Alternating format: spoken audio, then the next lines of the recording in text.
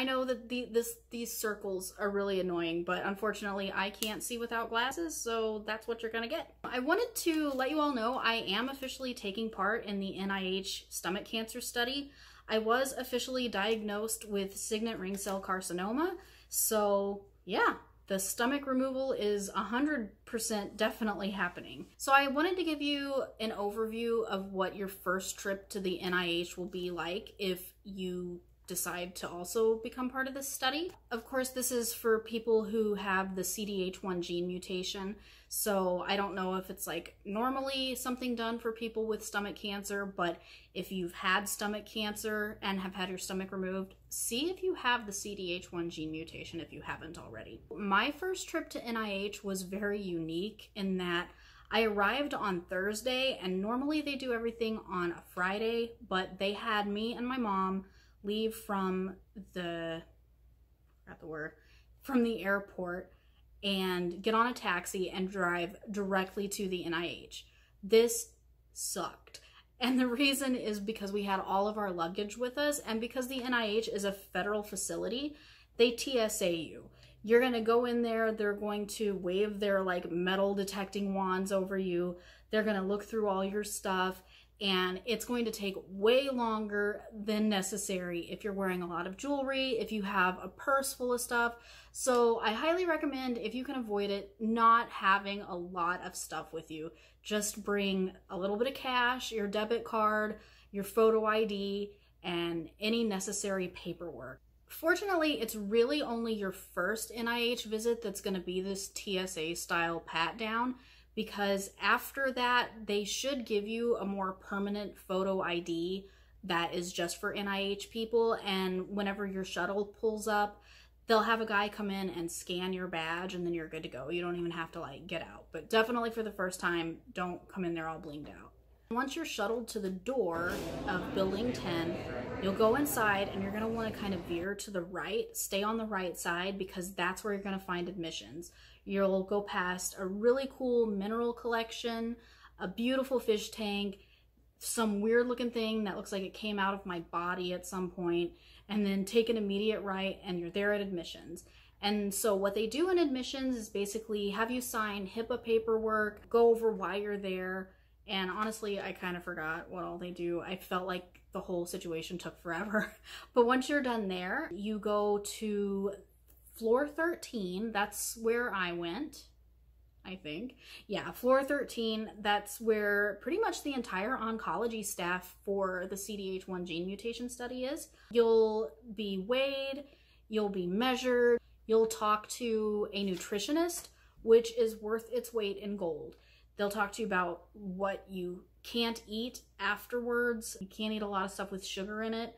They'll go over why that's important with you. Basically, your pancreas will be overworked. If you don't have a stomach, all the sugar you eat is immediately going to hit your small intestine, and your pancreas will be like, oh, here's a whole bunch of insulin. But by the time that insulin gets out, you've already passed the sugar on, and you're just gonna bottom out your blood sugar, and it's gonna be terrible. So don't do it. They'll talk to you a lot about how much you should be chewing your food so that it doesn't get stuck down there. And apparently it's kind of painful if you like swallow something that's really too big, and you'll feel it like all the way through. Obviously, I don't know that yet. I still have a stomach, so I hope I don't find out. I'm gonna be really good about chewing my food, because that sounded absolutely terrifying. And that was just my experience. I think generally speaking, before you go to floor 13, you'll go to floor 3 to phlebotomy, and they're going to take a ton of your blood. Not even kidding. Any blood in you that you have now belongs to the NIH, and they want all of it. I think I filled 13 vials or so. My mom was like 20 plus, and I think my aunt was 25 plus. They take so much blood. I actually felt pretty okay though, and this was pre-COVID, so they had food that was sitting out, so after you came out of phlebotomy, you could eat and drink orange juice or whatever was sitting there. Post-COVID, that stuff was not there. But even so, it was still actually a pretty good experience. I didn't feel dizzy or sick or anything giving blood like sometimes I do. They're very good at it. Like, they just poke you, and it's over. Like, you're not even uncomfortable. You barely feel that you're giving them just like 5,000 gallons of blood. So in addition to the nutritionist, you're also going to see a genetic counselor, and that was a really good experience as well. But I don't know what the point is. That sounds kind of hateful. I guess for me, having so much gastric cancer in my family, it seemed superfluous to visit with a genetic counselor because we already knew that this was the very best thing that I could have done for myself, because everybody has cancer in my family, more specifically stomach cancer. You are like one person in your family that has tested positive for this mutation, and nobody in your family has ever had a gastric cancer. It makes sense why you would want to visit with a genetic counselor. They can tell you what your options are, but for me, it just, I don't know. Maybe I just wasn't paying as good of attention as I should have. Oh, another thing I forgot to mention with phlebotomy is that you're also going to have to pee in a cup, and they want a lot of pee. So drink a lot before you go in. I don't really know what they do with the pee. Maybe it's for their weird secret collection. No, they probably just test for pregnancy and things like that. I honestly didn't ask. They said, hey, pee in this cup, and I said, okay. So I don't know, maybe that's just something I do now, is pee in cups if people ask. So after you meet with all the nurses and all of your oncology team, you're going to meet Dr. Davis, who I swear looks just like Billy Corgan, lead singer of Smashing Pumpkins. And I was brazen enough to actually tell him that. I said, hey, you look just like Billy Corgan. And I showed him a picture. He took it pretty well. He kind of laughed, and he's like, all we have in common is that we're tall, bald guys. And I'm like, well, yeah.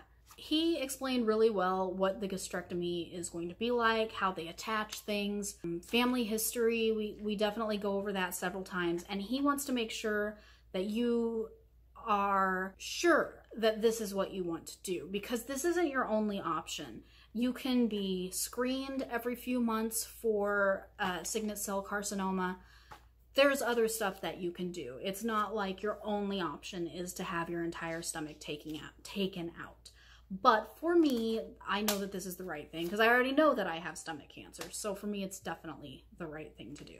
So once you're done speaking with Dr. Davis, remind the staff that you need paperwork to get your ID. You're definitely going to want to get this because every time you come back to the NIH, it's going to be that much easier to get into the building. So once you get your paperwork, you'll go way down to the very bottom floor, and there's this little desk kind of off to the left side, and you'll show them your ID and this paperwork, and they'll take your picture, and then after about an hour, they'll have a nice plastic ID for you to wear around your neck. Maybe bring something to do for that hour. I highly recommend bringing your cell phone and trying to keep it charged. There are a lot of charging stations, so that's really cool. It also never hurts to have like a little power bank in your pocket or something. Maybe it does. Maybe those catch on fire. Maybe I shouldn't say that it doesn't hurt because I don't actually know. Maybe it does hurt. Definitely bring something to do for that hour, especially if you go during the COVID era, because most of the places to eat are closed. I didn't go to the cafeteria because the cafeteria was under construction the first time I went, and it gave me such bad anxiety with how many people were in there, how loud it was. I couldn't handle it. It was just way too much for me.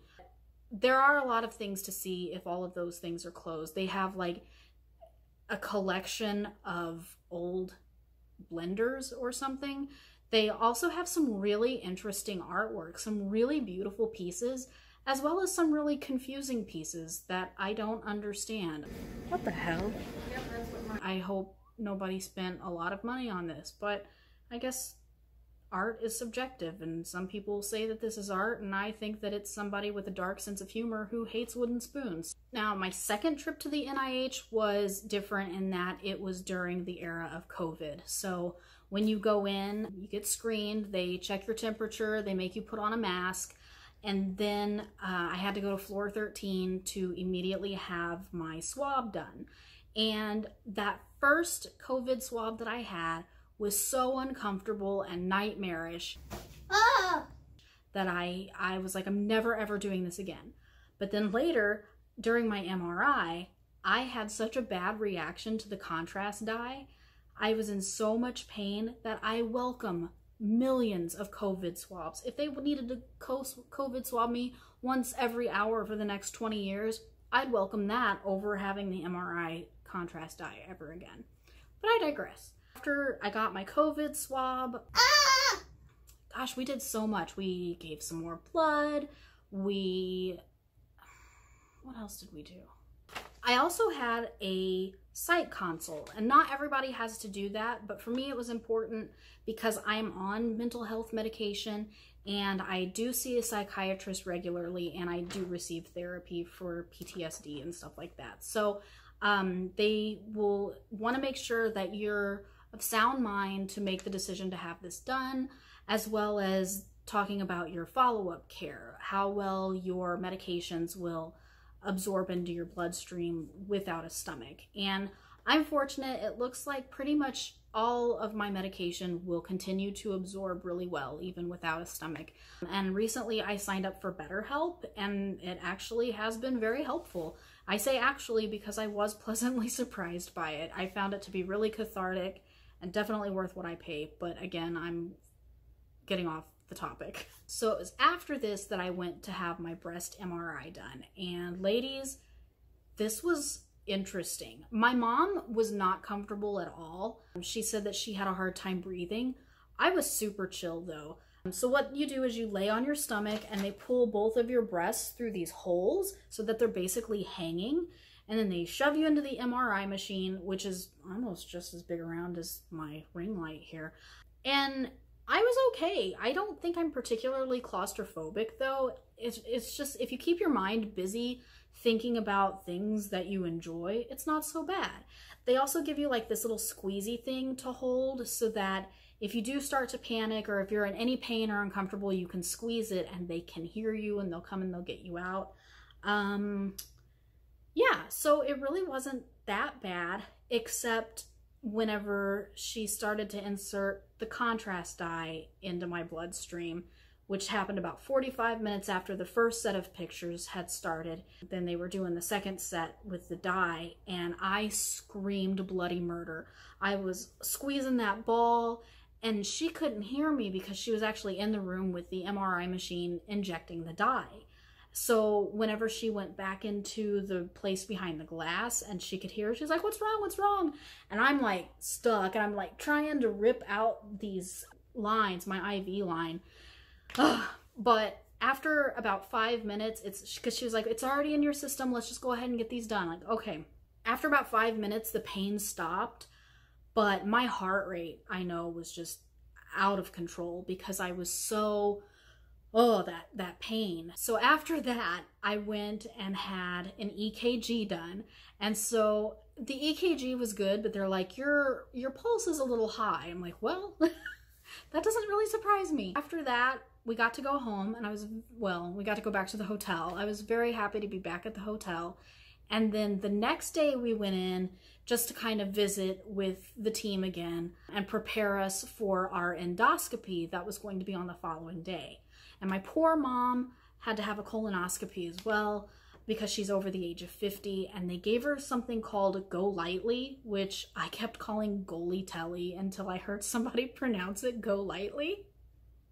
I hate myself. That really cleans out your system. So if you're ever put on Go Lightly, don't expect to go anywhere because you are married to a toilet for at least the next 12 hours. We went in Thursday morning. My mom went first, and they came out and said everything was good. And then they prepared me for the endoscopy, and they told me, you're basically put under twilight sedation, and then they put the camera down your esophagus, and they took 88 biopsies, but mine went sideways. During the procedure, I stopped breathing.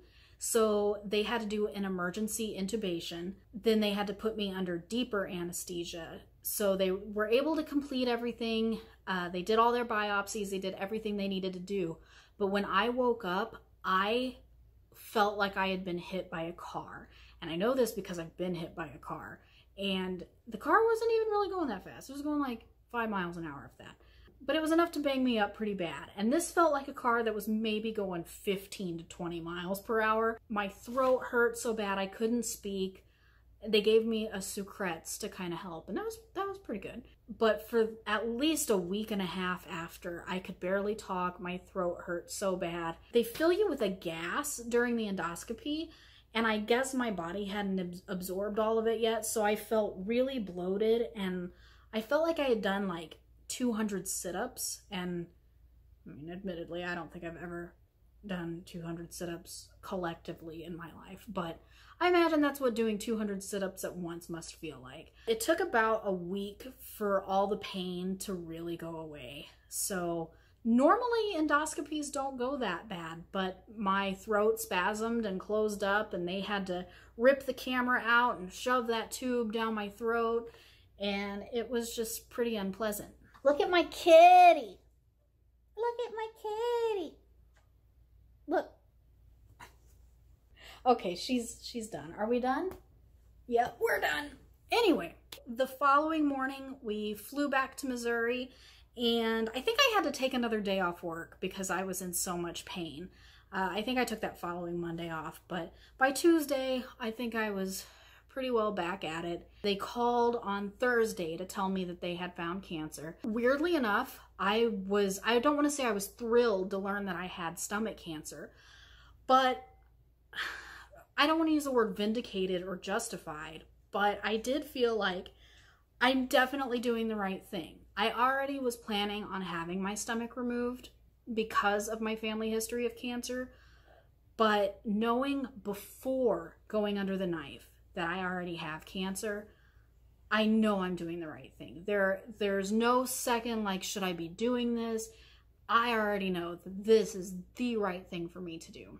I'm going to end this video here, but I think on my next video, I really want to talk about all the things that I have to look forward to. Because even though I'm in a really good headspace right now, I think the closer I get to the surgery, which doesn't have a date yet because they found lumps in my breasts, and I have to have those biopsied, and that's in a few days.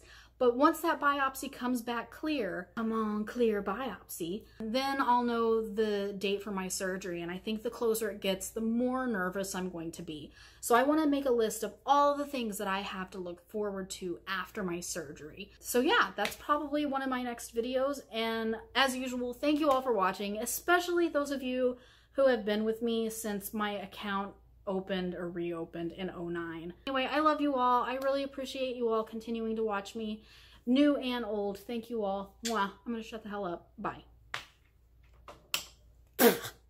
Stormy in my mouth. Oh, it's still going.